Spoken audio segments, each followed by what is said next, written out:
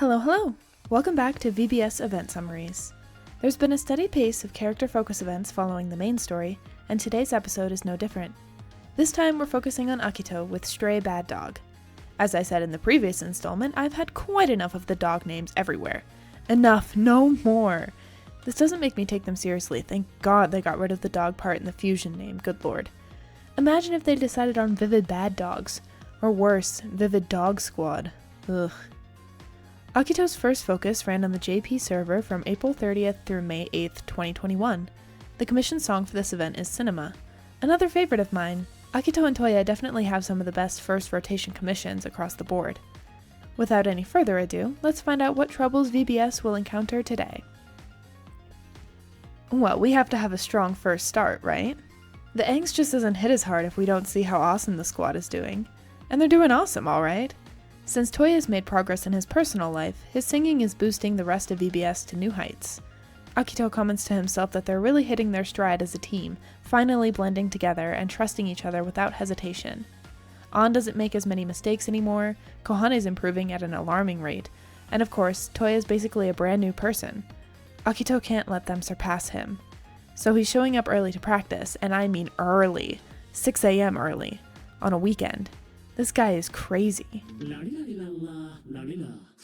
Also, won't that throw out his voice? I don't know, it seems to me like he shouldn't be practicing a full 2 hours before the rest of the group. It seems like the others don't really care though, only poking a bit of fun at Akito for being old and waking up early. Me too, gang, me too. The group decides to head over to the Sekai to practice, and once they arrive, they hear an unfamiliar voice coming from inside the cafe. It's Kaito! Everyone say hi, Kaito! Our first additional Vocaloid appearance, yay! VBS has the most starting Vocaloids, so I'm a bit surprised to see Kaito here so early. It looks like he accidentally ate Len's ice cream, and the Kagemines are chewing him out over it. Oh, I should have mentioned Rin's appearance. She was mentioned by name in the main story and was given a sprite in An's first focus, but nobody ever reacted to her presence, so I just assumed she'd been there since the start. I mean, she's here now, so... But I should be talking about VBS Kaito. This is one pathetic man if I've ever seen one.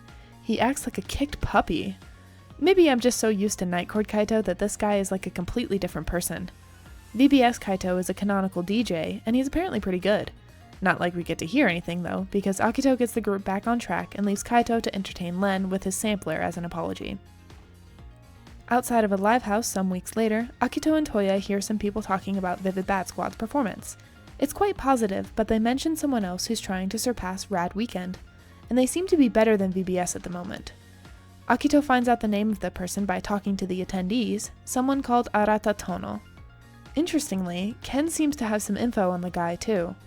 He came into Weekend Garage around 3 years ago seeking advice, mentioning he was going abroad to study. Let's see, some other things of note. He's around the same age as VBS, used to have a singing partner but might not have one anymore, and he has a natural talent for drawing in a crowd. Everyone wants to see what this guy is like in person, even Ken. Kohane finds Arata's fans on social media mentioning a show next week, so the group decides to scope out the competition. Oh, it looks like they don't have to wait that long. Arata makes a surprise appearance just outside of Weekend Garage as Akito and Toya leave for the night. He's drawn a massive crowd and they're all practically grabbing at the hems of his pants, clamoring for attention. Akito decides to capitalize on this stroke of luck and heads over to see what the fuss is about. Toya follows behind, of course. Akito has got to stop doing this, he's giving me secondhand embarrassment. This is the second time in 10 minutes that he's just gone up to some stranger and started chatting them up. It works on Arata though, and the two introduce themselves. Arata says he's been to one of VBS's events, so that's cool. Once Toya catches up and Arata correctly assumes that the boys are singing partners, a strange expression crosses his face for a second. Toya catches it. What's that about, I wonder? The conversation quickly turns sour. As soon as Akito brings up Rad Weekend and questions Arata's resolve, the latter turns to cheap insults and overconfident bragging. He seems utterly convinced that he can surpass Rad Weekend on his own, despite the fact that this goal of his was actually his best friend's dream. A best friend who's nowhere to be found, mind you. Arata goes on to insult every member of VBS individually, but Akito cuts him off before he can hear whatever nasty opinion Arata has of him. Naturally, the next course of action is to have a singing battle, right here, right now. Arata versus Bad Dogs. Who can win over the crowd? the crowd that amassed specifically for Arata. Toya seems rather hesitant about being dragged into this, but decides to sing anyway. I think Akito's anger is getting the better of him, but Toya isn't exactly diffusing. Whatever, let's get this battle underway and see where it goes. Even though Akito and Toya decide to sing Rad Dogs, yes, the instrumental for Rad Dogs plays while they sing, Arata is on a completely different level. Even Akito recognizes this. He's reminded of how he felt at Rad Weekend during Arata's performance. Arata is really full of himself. I mean, I guess the confidence wasn't misplaced, since he really did have the talent to back up his boasts, but he still looks down on Akito and Toya and asks them if they're really serious about their group and surpassing Rad Weekend. Which, obviously, it's the only thing Akito's thought about for years. It's the only thing keeping him going at this point. The two bicker a little bit more, and with one more mention of Arata's old singing partner, Toya jumps on the lead and asks about what happened. Arata's singing partner lives very far away, which shouldn't be that much of an issue if it weren't for the fact that their voice is compromised. Arata's friend was in a car accident a few years ago and was severely injured. That includes their voice. So Arata adopted their shared dream and is pushing forward for the both of them.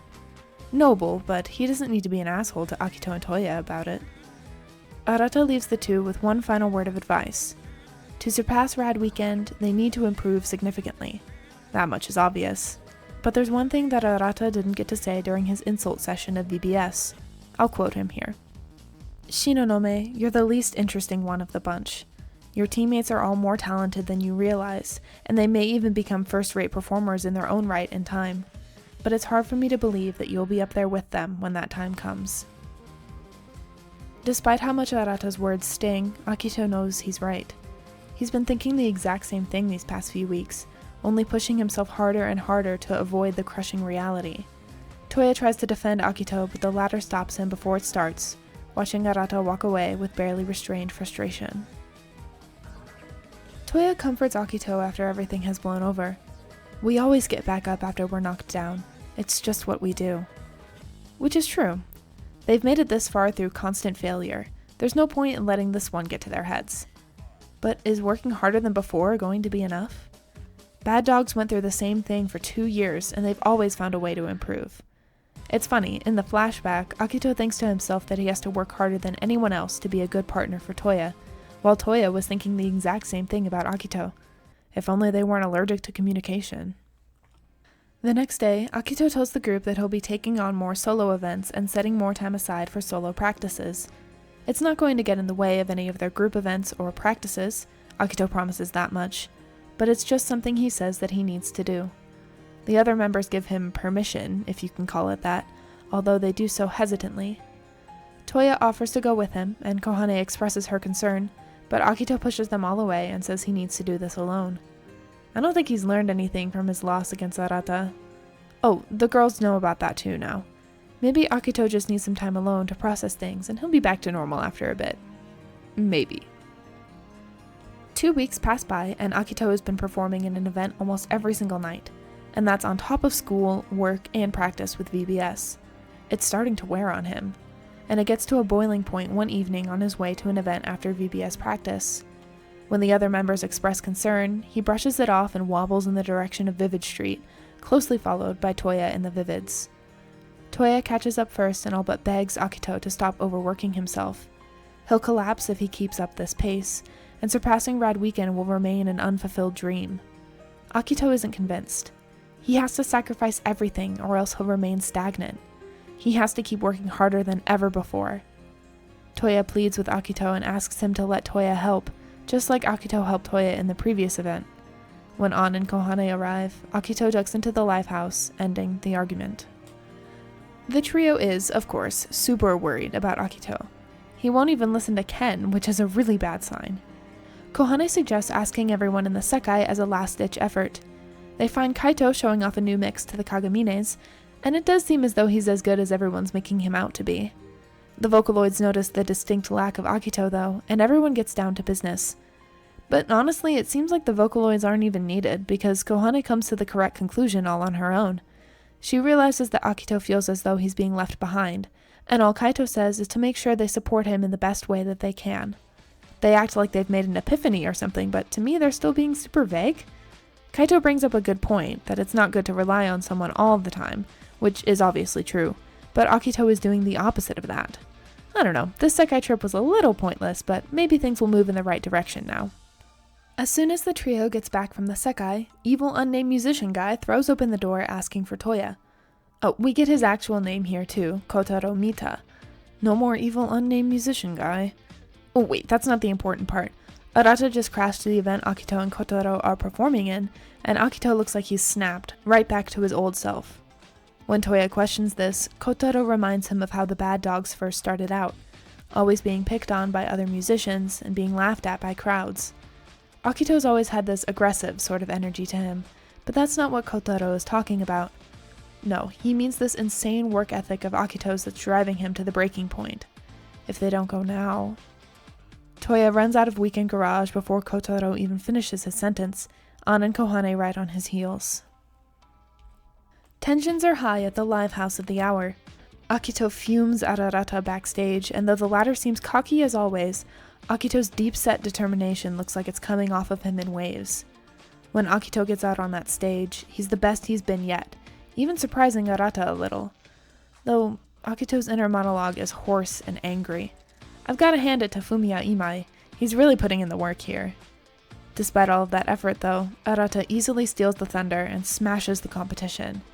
It seems he's been holding back this entire time. But before Akito can fall even deeper into despair, the rest of his team arrives and crashes the event. Since it's a very public live house and they have hundreds of eyes on them, Vivid Bad Squad's speech to Akito isn't long.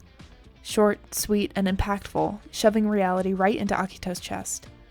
The team needs Akito. They can't surpass Rad Weekend without him. And as a team, they need to do this together. All of it.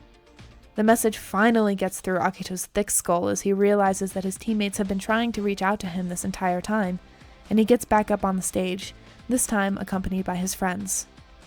Tono, I know I don't have what it takes to beat you, but we're gonna be the ones to surpass Rad Weekend. Everybody loves Ready Steady!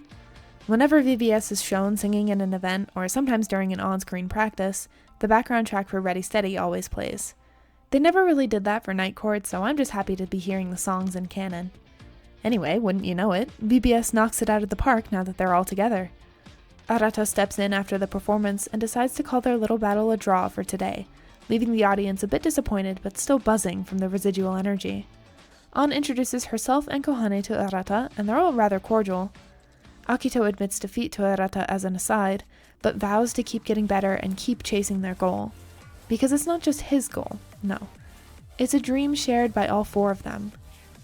Akito apologizes for his short-sightedness and tells everyone that he's not going to back down from this challenge, but he's not going to go it alone anymore. Let's up the ante, Vivid Bad Squad. A bright future awaits. Alrighty, that should be the end of that. Despite what you all may think, given my track record, I actually liked this event more than I thought I would. Yeah, I tend to hate on Akito a lot, but I gotta admit this event was pretty good. I like that VBS has a rival now, even if it's just one guy. But seriously, how good can he be? VBS is already peak. Whenever a character is shown singing, they just have lines and music notes in the speech bubbles and they don't actually sing anything, so it's kinda up to the audience to imagine what they sound like. The Ready Steady background track helps since I've listened to the actual song a bunch, but when Arata sings, I have no idea why he's so cool and epic. Still a little bit skeptical of him, but whatever. It's cool to see an NPC with personality. Before we finish out the first rotation of focus events, we get to have a fun little mixed event with Toya, an ode for the pure of heart. I'll see you then.